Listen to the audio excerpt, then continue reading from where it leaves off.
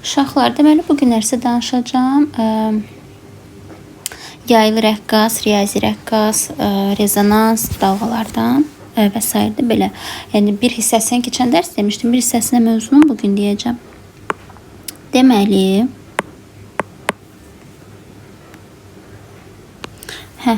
Deməli uşaqlar, yaylı rəqqas nədir?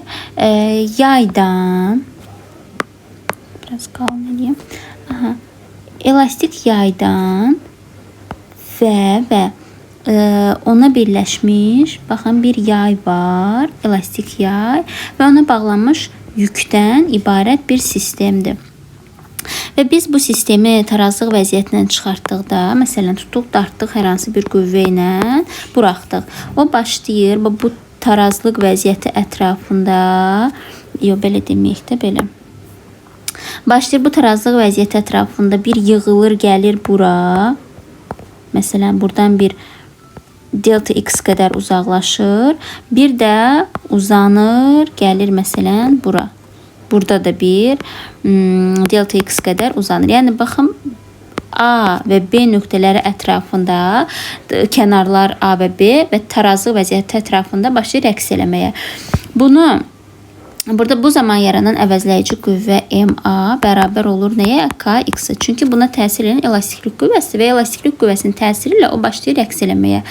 Yəni onu tarazlığa qaytaran qüvvə elastiklik qüvvəsidir. Buradan biz A-nın yerinə biraz qalınlaşdırım.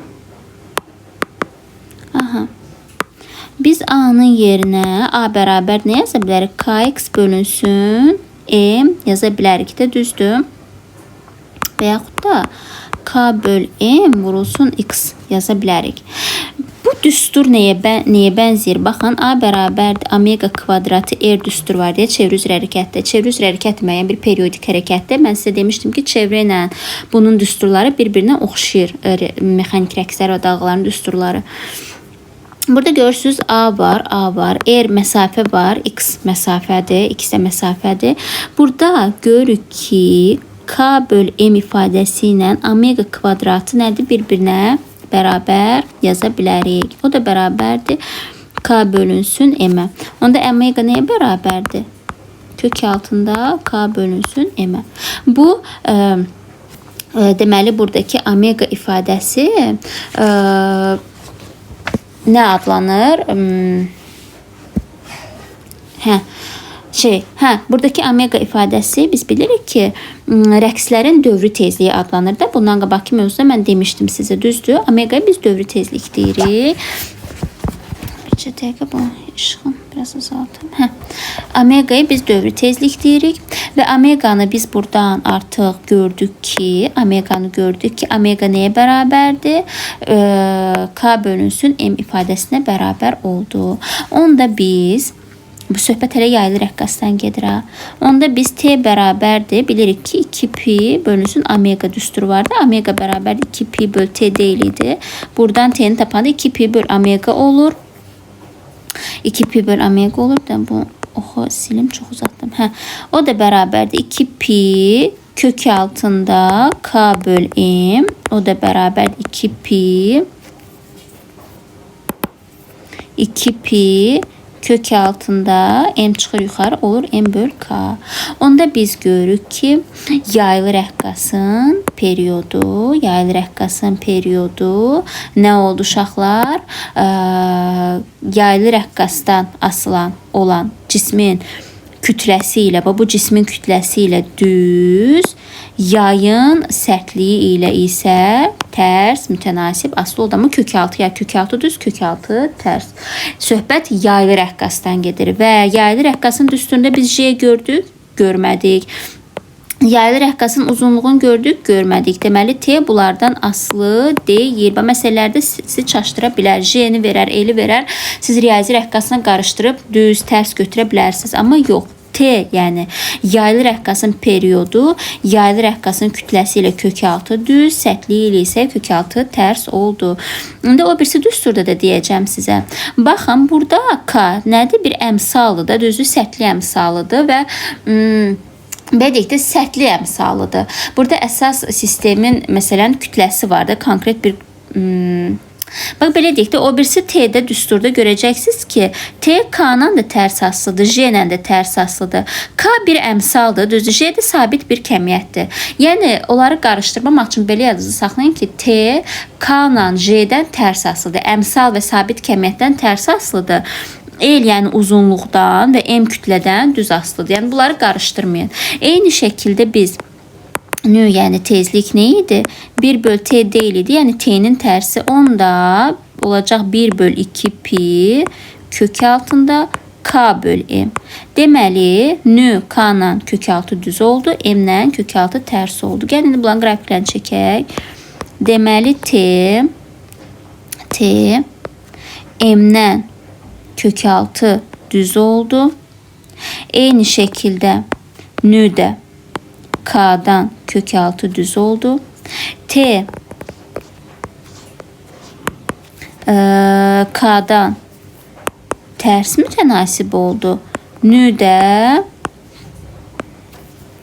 M'dən ters mütənasib aslı olmuş oldu. Bunları yadınızda saxlayın. Dediyim kimi T həm K-la, yəni sərtli əmsalı ilə, bir də ki J-lə, yəni sabit kəmiyyət olan J-lə tərs aslı olacaq. Digəri də onda nü də onlardan düz olacaqdır tərsi.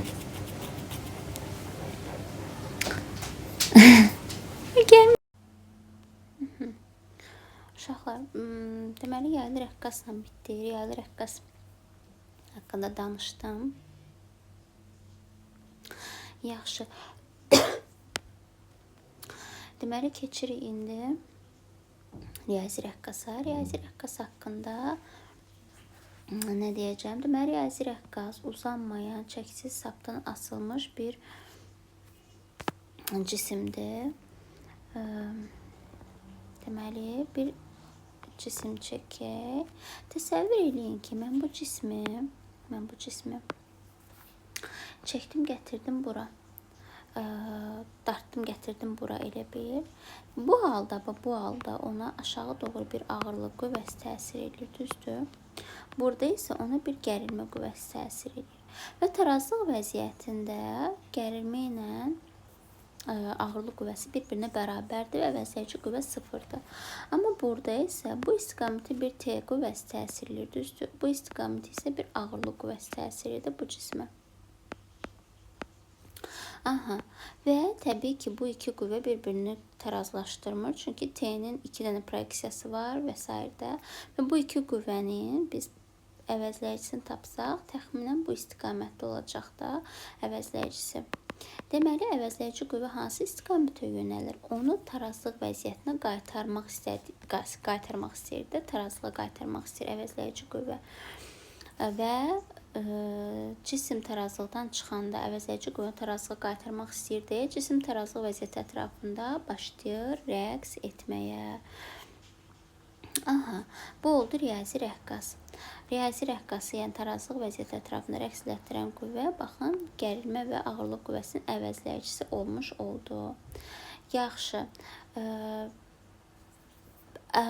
Deməli,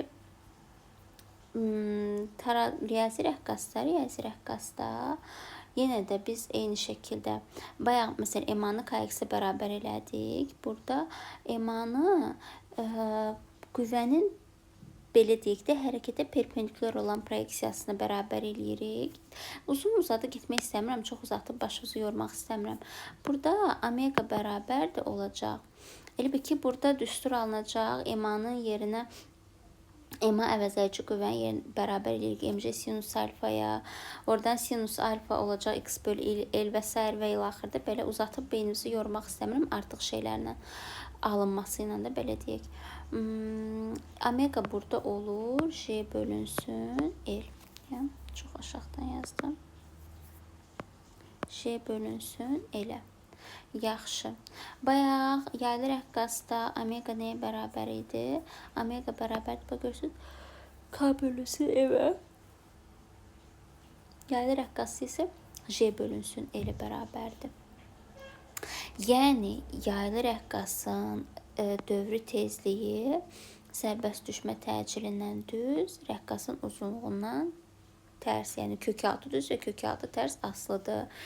K-dan və M-dən isə asılı deyil. Bu riyazi rəqqasdır. Amma digəri isə yaylı rəqqası idi.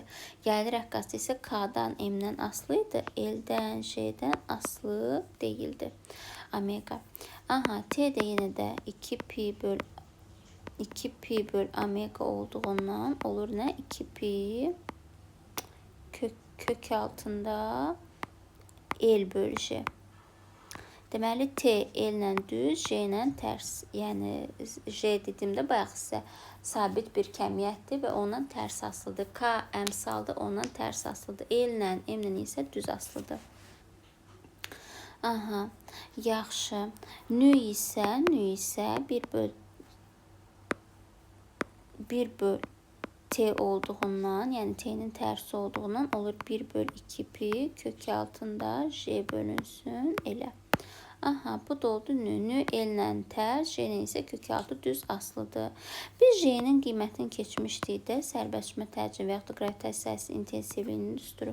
J-M bölünsün, R üstü əlinsin, H-ın kvadratı. Yer səthinə müəyyən hündürlükdə. Gətirib həmin düsturu uşaqlar bura qoysaq, onda T-nin düsturu nəyə bərabər olacaq? Onda T bərabər olacaq 2pi kök. 2pi'ni niyə götürmürəm? 2pi R bölünsün. J'nin yerine bunu qoysaq. JM R üstü əlsin H-ın kvadratı. Kvadrat kökdən çıxa bilər. Düzdür. Olur 2pi kök altında R üstü əlinsin H. Kök altında R bölünsün JM. Deməli, period planetin kütləsi ilə kök altı tərs oldu.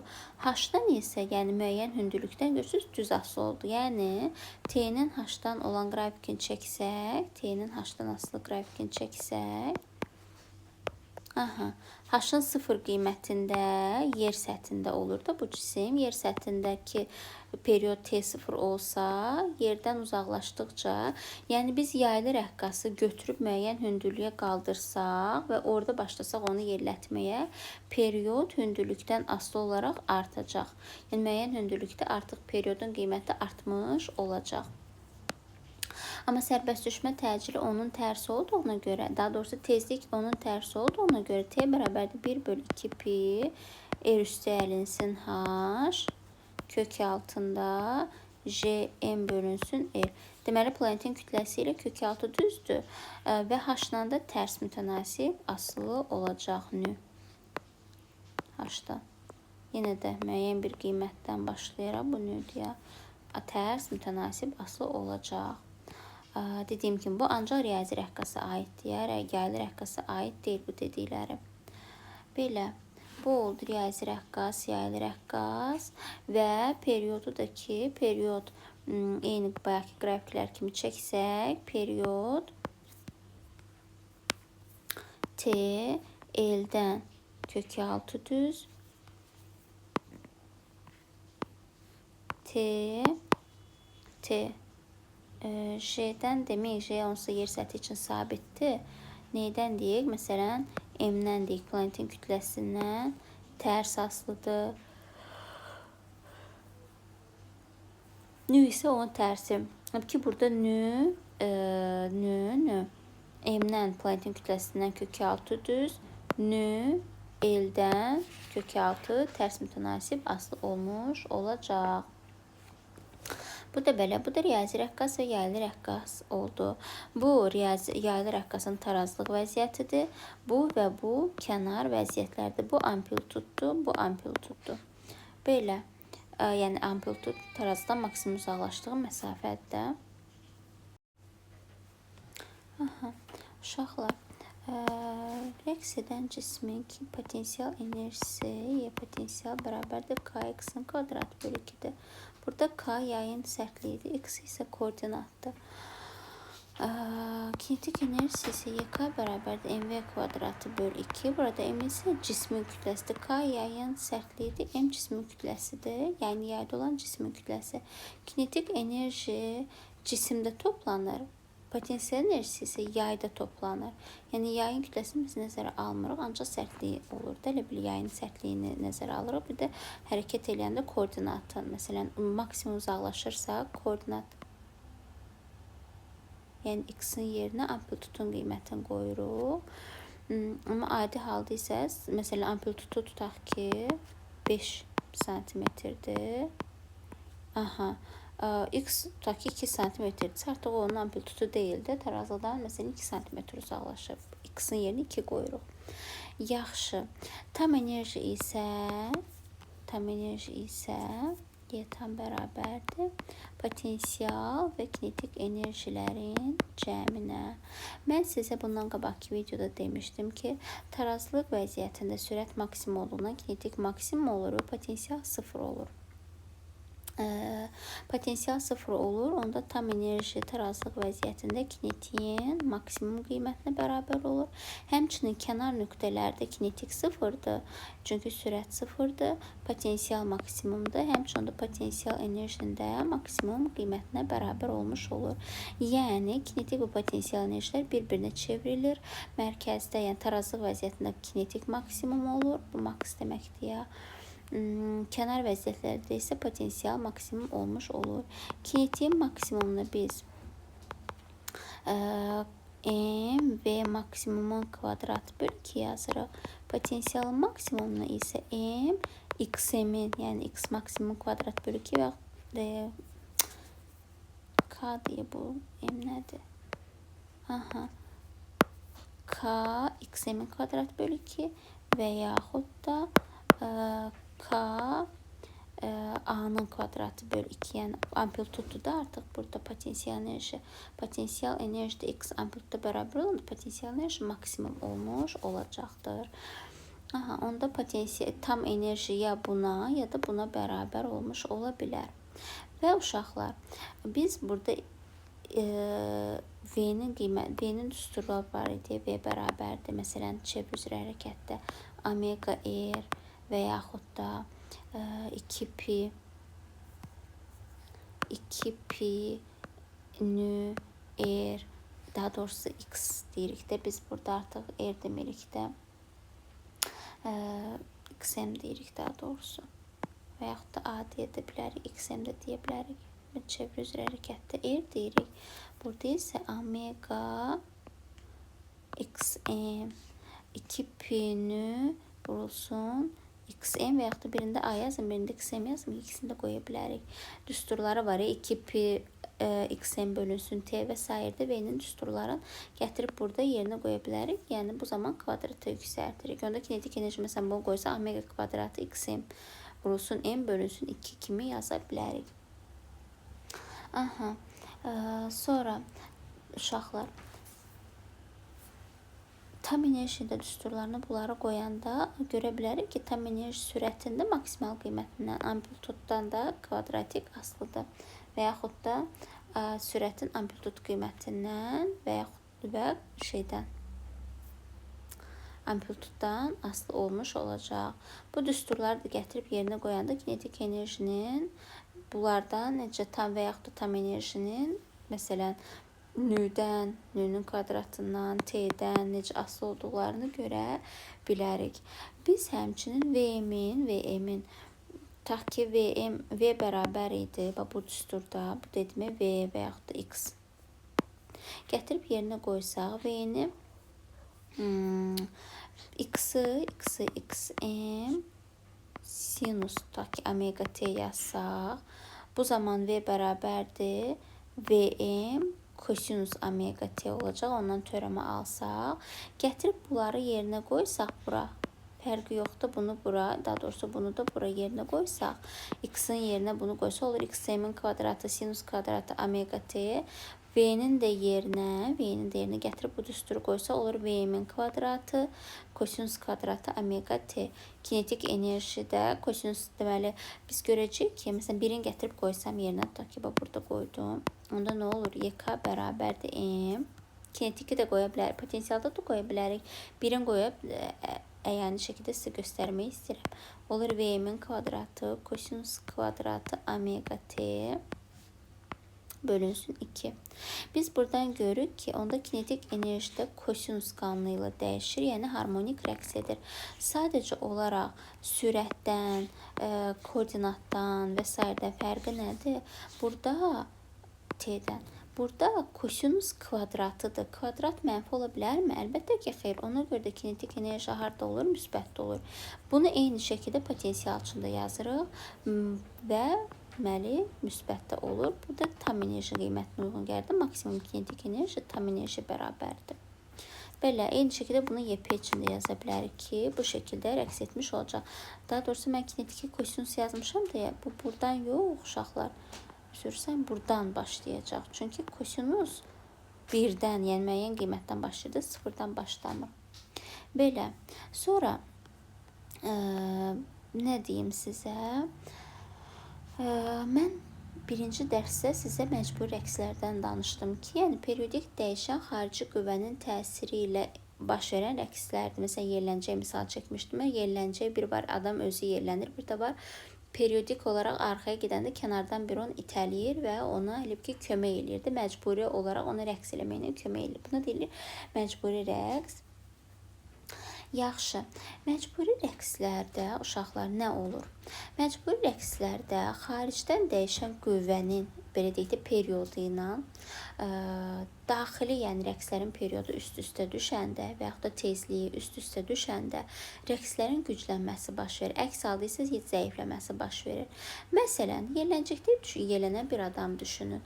Yerləncəkdə yerlənən bir adam sənin üstüvə gəlirsə yerləncək, sən ona xaricdən bir qüvvə tətbiq edirsənsə, bu zaman sən onu üstüvə gələn anda sən onu itəliyirsənsə, onu yavaşlatacaqsan, dayandıracaqsan bir müddət sonra.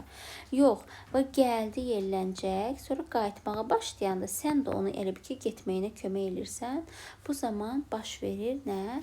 Rəqslərin elə bir ki, periodları, tezlikləri üst-üstə düşür və rəqslərin güclənməsi baş verir. Buna deyirik rezonans hadisəsi. Rezonans hadisəsi məşhur bir dənə əhvalat var. Əhvalat deyil, əslində olmuş hadisədir. Deməli, bir körpüdə əskərlər gedəndə tarixdə yəni belə bir hadisə olub ki, bir körpü olub, asma körpü və oradan əskərlər gedib dəstəyən. Əskərlər də bilirsiniz də, hamısı eyni anda, eyni addımla gedirlər də, yəni sıra düzülüşü addımla da belə. Və körpüdən keçən anda körpü başlayır rəqs eləməyə, yəni dalğalanmağa və bu əskərlərin addımları ilə körpünün addımları üst-üstə düşür. Periodları üst-üstə, tezlikləri üst-üstə düşür və bu rəqslər bir-birini gücləndirir. Yəni körpü rəqs eləyir, əskərlər də ona periodik olaraq rəqsinə kömək eləyir və getdikcə onun rəqslərini artırır və körpü dağılır. Oradakı bütün əskərlər aşıb, yəni körpüdən ölürlər də. Belə bir faciəvi rezonans hadisəsində faciəvi bir hadisə baş verib. Ondan sonra mən bildiyim qədərilə körpüdən keçəndə artıq sərbəst gediş verirlər ki, yəni həmin hadisə yəni təkrarlanmasın da. Yaxşı, rezonans hadisəsində deməli elə bir ki, sistemin özünün məxsusi rəqsləri olur. Məxsusi rəqsləri və yaxud yəni məxsusi rəqslərin tezliyi və yaxud da periodu məcburi rəqslərin periodu ilə tezliyi ilə üst-üstə düşürsə, deməli, məcburi rəqslərin periodu və yaxud da tezliyi və yaxud da periodu sistemin məxsusi, yəni özünün malik olduğu rəqslərin tezliyi və yaxud da periyoduna bunları bir T0 ilə işarə edirik ki, estağfurullah. Sisteminkini T0 ilə işarə edirik, N0 ilə işarə edirik. Rəqsləri ilə üst-üstə düşürsə, bu zaman rəqslərin güclənməsi baş verir. Yəni rezonans hadisəsi baş vermiş olacaq. Rezonans yəni bir anda elə ki, rəqslər daha çox güclənir də. Sistem özü də rəqs edir. Xaricdən sən də o rəqsinə kömək edirsən və sistemdə rəqslərin güclənməsi baş vermiş olacaq. Rezonans hadisəsində, daha doğrusu nüvdən asılığını çəkək. Bax, rezonans əyrisi buna deyirlər. Rezonans əyrisi. 2 dənə çəkək. Baxın, bu amplituddur da, düzdür. Bu da nüdür. Aha. Bu da nü sıfırdır. Bax, Bu anda xaricdən olan nü, yəni xaricdən verilən nü sistemin nü sıfırı ilə üst-üstə düşür və bu zaman rəqslər bir anda baxın kiçik rəqsləri bir anda güclənir elə bil. Bir anda güclənir. Amplitudu artır rəqslərin. Bu amplitudu da artır. Bu bir əyrisidir, bu iki əyrisidir. Sizcə bir əyrisində sürtünmə böyükdür, yoxsa iki əyrisindəki sürtünmə? Əlbəttə ki, iki əyrisindəki sürtünmə böyükdür. Hansının amplitudu böyükdür? Birin amplitudu, yəni buradakı amplitudu görürsünüz, bu amplitudu da daha böyükdür. Yəni buradakı rəqslərin amplitudu daha böyükdür. Deməli sürtünmə orada kiçikdir. Burada isə amplitudu kiçikdir deyə, deməli amplitudu niyə kiçilib? Sürtünmə qüvvəsi böyük olduğuna görə rəqslərə ki mane olub və rəqslərin amplitudunu kiçiltib. Deməli amplitudu kiçik olan yerdə sürtünmə böyükdür. Çünki burada rəqslərin amplitudu kiçik olmasına səbəb burada yaranan sürtünmə qüvvəsinin böyük olmasıdır. Yəni əksinə yönəlir də sürtünmə rəqslərin. Sürtünmə rəqslərin əksinə yönəlmir, ona mane olur elə bir, belə deyək. Yaxşı. Rəqslərdən bu qədər uşaqlar. Keçək rəqslərin elastik mühitdə yayılması, yəni dalğalar. Biz bir rəqs yaratdıq, düzdür? Bir rəqs yaratdıq və o rəqsləri başladıq fəzada yaymağa. Yaratdığımız rəqsləri fəzada yaymağa. Bu yaydığımız rəqslər adlanır dalğa. Rəqslərin fəzada yayılması dalğa adlanır. Məsələn, səs rəqsləri, səs tellərimizlə bir səs rəqsi yaranır səs tellərimizdə. Və o səs tellərində yaranan rəqslər fəzada yayılır. Biz artıq buna dalğa deyirik, səs dalğası. Səs rəqsləri yaranır və fəzada yayılır. Buna deyirik dalğa. Aha. Mexaniki dalğalar, uşaqlar, mexaniki dalğalar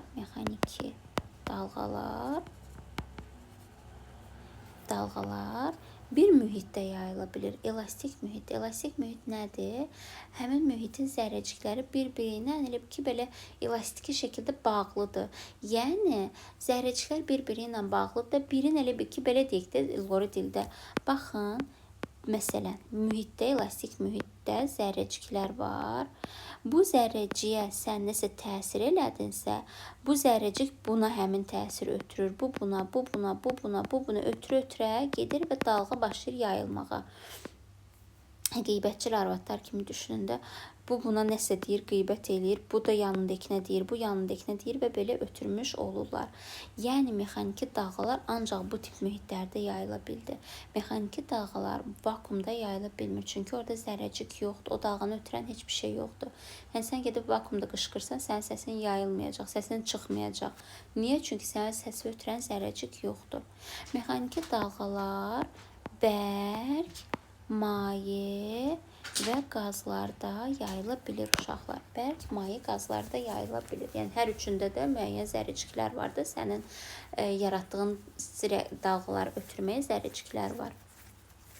Mexaniki dalğalar ən yaxşı bərk mühitlərdə yayılır. Ən böyük sürət, yəni bərk mühitlərdə, sonra maye, sonra qaz. Mexaniki dalğalar uşaqlar iki cür olur. Eninə dalğalar, uzunluğuna dalğalar. Eninə dalğalar, babul dalğalardır. Eninə dalğalar ancaq bərk mühitlərdə yayıla bilir. Bir də mayenin səthində, suyun səthində görmüsünüz, belə daş atırsan, belə dalğa əmələ gəlir suyun səthində. O eninə dalğadır. Eninə dalğa, məsələn, baxın, rəqs bu istiqamətdə baş verir. Dalğa isə ona baxın, görürsünüz, perpendikulyar. Rəqslərə perpendikulyar yayılan dalğalar olur eninə dalğalar. Məsələn, bir dənə ip düşünün. Bir ipi bağladınız bir yerə, başladınız onu aşağı-yuxarı hərəkət etdirməyə. Baxın, bu vəziyyət alırdı. İp düzdür. Rəqs irəli ötürülür, amma dalğalar ona perpendikulyar olmuş olur. Məsələn, suyun səthində olan dalğalar neyinir? Rəqslər gedir irəliyə doğru. Dalğa ki, baxın, belə dalğalar əmələ gəlir də suda, düzdür. Bu dalğalar neyinir? Bu istiqamətə yayıla gedir. Bu istiqamətdə yayılır. Dalğalar isə elə bir ki, bu şəkildə ona eyni də perpendikulyar olur. Uzunluğa dalğalar isə bir yerə birləşdirilən purjun kimi düşünün. Bu dayaqdır. Təsəvvür edin ki, burada bir purjun var. Bu purjunu mən sıxıram, açıram, sıxıram, açıram. Belə olur da purjun sıxlaşma, seyrəkləşmə, sıxlaşma, seyrəkləşmə. Bu belə. Yəni yığıram, açıram bu purjunu. Sıxırsan, açırsan, sıxırsan, açırsan. Bu uzunluğa dalğaya misaldır. Uzunluğuna dalğa. Uzunluğa dalğalar uşaqlar hər üç mühitin üçündə də bunu istədim götürmək. Üç mühitin üçündə də yayıla bilir uzunluğa dalğalar. Uzunluğa dalğalara misal səs dalğalarını göstərə bilərik. Uzunluğa dalğalara. Və bunlar hamısı elektromagnet nədir? Elastik mühitdə yayılırlar. Səs dalğası bir uzunluğa dalğadır və səs dalğası hər üç mühitdə yayıla bilir. Bərk, maye, qaz. Bərk mühitlərdə səs daha sürətli yayılır, sonra maye ən zəifdir qazlarda. Qazlarda səhv etmirəmsə 340 metr/saniyədir sürəti. Bərklərdə 1000 plus idi, nəsə belə bir şey idi. Vacib deyil onu bilmək. Yaxşı. Orada cümlələr var. Eyni fazada rəqs edən iki ən yaxın nöqtə arasındakı məsafə dalğa uzunluğudur. Yox, bunu yox. Bu da var. Bunu deyəcəm indi qrafiklərdən. Eyni fazada rəqs edən nöqtələrin həndəsi yerinə dalğa səthi deyilir. Eyni fazada rəqs edən nöqtələrin həndəsi yerinə dalğa səthi deyilir uşaqlar. Eyni fazada rəqs edən nöqtələrin həndəsi yeri dalğa səthidir. Sonra müəyyən anda dalğanın çatdığı nöqtələrin həndəsi yerinə dalğa cəbhəsi deyilir. Heç bir də dalğanın yayıldığı istiqaməti göstərən xətt şüadır, dalğanın şüasıdır. Sonra qulaq asın. Bir də məsələn biz periodu çəkəndə bundan qabaqki dərsdə qrafik çəkirdim. Orada period demişdim də sizə 4 dilim periodu idi. Düzdür? Məsələn, bir qrafikdir. Bu T oxu olanda, məsələn, saydıq 1, 2, 3, 4. Bu oldu bir period. Düzdür? Burada isə bu nə bilim tutaq ki, X-in T-dən asılılığıdır. Burada isə çəkirik qrafiki. Amma burada məsələn neyəsə verir burada. Artıq burada verir uşaqlar. Baxın. Burada 4 dilim artıq lambdaya bərabər olur. Lambda. Lambda nədir? Və yaxud da heç bunu yazmıram. 4 dilim saymıram. 2 təpə arasındakı məsafə, 2 çökəklik, qonşu təpə, qonşu çökəklik arasındakı məsafə lambdadır. Birinci məsələn, üçüncü təpələr arasındakı məsafə bu bir lambdadır, bu da bir lambdadır. Oldu neçə lambda? 2 lambda. Məsələn, bir dənə məsələ var. Deyir ki, birinci, üçüncü təpə arasındakı məsafə, qonşu təpə arasındakı məsafə 10 metrdir. Deməli, 2 lambda 10 metrdir, lambda onda 5 metr olacaqdır. Burada düzdür. Eyni fazada rəqs edən iki ən yaxın nöqtə arasındakı məsafə dalğa uzunluğudur. Və yaxud da dalğa uzunluğu dalğanın bir period ərzində çatdığı məsafədir. Bir periodda çatdığı məsafə dalğa uzunluğu adlanır. Dalğaların sürəti V bərabərdir L böl T ilə hesablanır. L onun getdiyi məsafə, T isə zamandır. Əgər zaman bir periyoda bərabərdirsə, mən sizə dedim ki, bir periyodda gedilən yol dalğa uzunluğu adlanır. Onda L də lambdaya bərabər olacaq. Lambda dalğanın bir periyodda getdiyi yoldur. Onda biz düsturu belə yaza bilərik. V bərabərdir. Lambda bölünsün T-yə. Lambda da bərabərdir. V vurulsun T-yə. Lambdanı bu şəkildə tapa bilərik. Və yaxud da V bölünsün. Bilirik ki, biz nü 1 böl T-dir də. Onda nü bərabərdir 1 böl T-dir. Onda bu şəkildə yaza bilərik. V bölünsün. Lambda şəklində yaza bilərik biz bu məsələni, düsturu. Yaxşı, sonra Nə demədim sizə? Yəni lambda T ilə düz asılıdır, N ilə tərs asılıdır. Bunu görürük, V ilə də düz asılıdır. Sonra sizə demədiyim nəsə qaldı mı? Düşünürəm ki, hər şey dedim. Qrafikdən dedim bunu tapmağı. Bir də ki, uşaqlar T ilə R-i qarışdırmayın. T olanda periodu olur. Periodu tapırıq biz. R olanda lambdan tapırıq. R görüb ya və yaxud nəsə məsələ elə şərt də verilər ki, bəzən onda səhv edir şagirdlər. Siz 4 dənəni götürüb T hesaplayarsınız və yaxud da buradakı 4 dənəni götürüb lambda hesaplayarsınız. Burada T olmağına, R olmağına fikir verin. R məsafədir, T zamandır. Zaman olanda period axtarırıq, R olanda lambdan axtarırıq. Belə. Sonra son nəsə deyimsə, bir də danışaq gəlin səs dalğalarından. Səs dalğaları insan qulağının eşidə bildiyi səs 16 hertzlə 20 min hertz arasındakı səsləri eşidə bilir insan qulağı uşaqlar.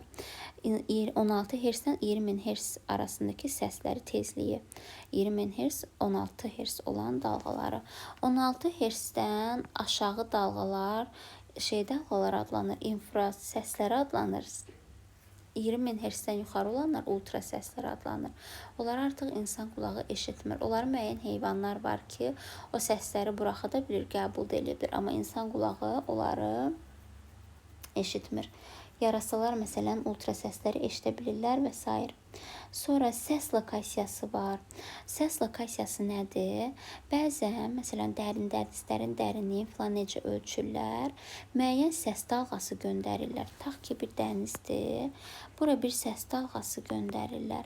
O səs dalğası gedib ora, qayıtır da düzdür. Cihazdır da məsələn cihaza. Gəlir, dəyir və qayıtır. Bu S məsafəsi gəlir, S məsafəsini qayıtır da düzdür. Biz S məsafəsini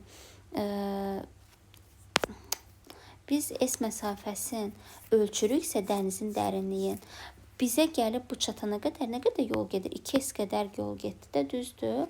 Onda 2S bərabərdir VT-yə, sürətin zamanı hasını. S bərabər nə olur? VT böl 2-yə. Vəssalam. S bərabər VT böl 2. S bərabər VT böl 2 olur düzdür. Səs lokasiyasını fikrim yayınlayır.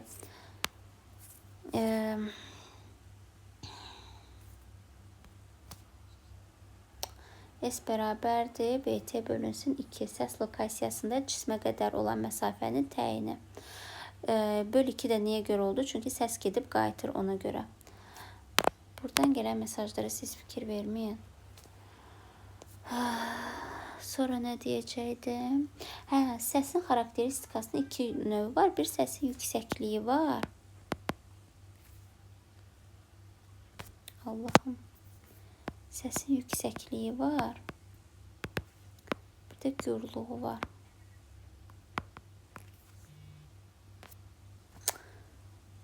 Gürlüğü var. Yüksəkliyi səsin tezliyidir. Səsin yüksəkliyi, gürlüğü, səsin xarakteri 2 qatlı. Ay Allah. Bircə dəqiqə. Bildirimləri mən hardan bağlayayım? Heç yaxşı yerə getmir mesajlar. Bircə dəqiqə.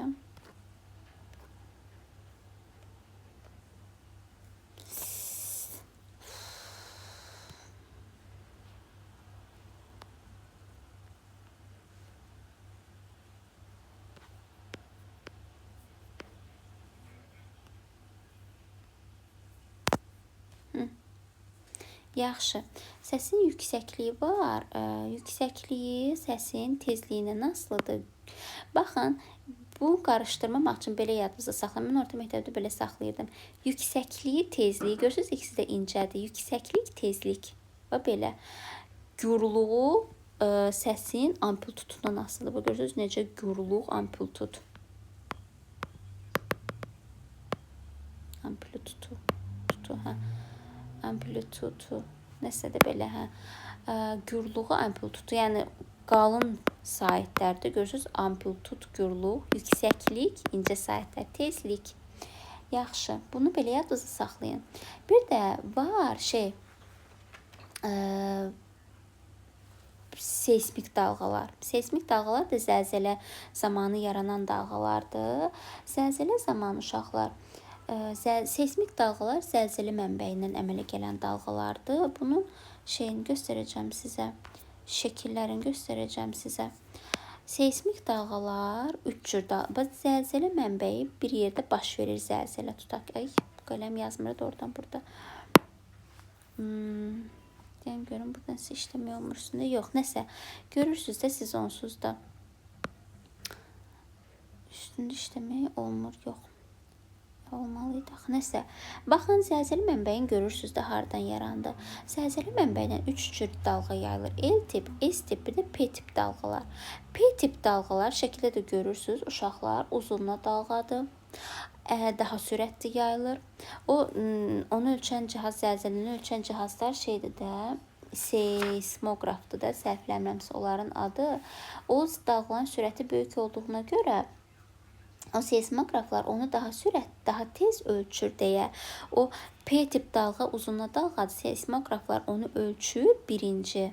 Bir neçə saniyə mi, dəqiqə mi, nəsə fərq var idi aralarında. Sonra ona dalıcı S tip dalğalar gəlir. S tip dalğalar biraz daha geç çatır P tip dalğalara nisbətdə. S tip dalğalar enli dalğalardır. S-in eninə olmasını şeydən yadınızda saxlayın. S hərfindən görürsünüz. S enli dalğaya bənzəyirdi, belə əyri-əyri. Ona görə enlidir. P tip dalğa isə yerdə qalır P tip, o da uzunluğa dalğadır. Daha tez çatır, sürəti daha böyükdür. Onu seismoqraf daha sürətli ölçür. S tip dalğa enli dalğadır. O nisbətən daha geç çatır. Bir də var, ən çox S tip, P tip dalğadan sual düşür. Bir də var L tip dalğa, o da enli dalğadır. O artıq yer səthində əmələ gəlir, yerin üst səthində və zəlzələnin dağıdıcı təsirini o yaradır.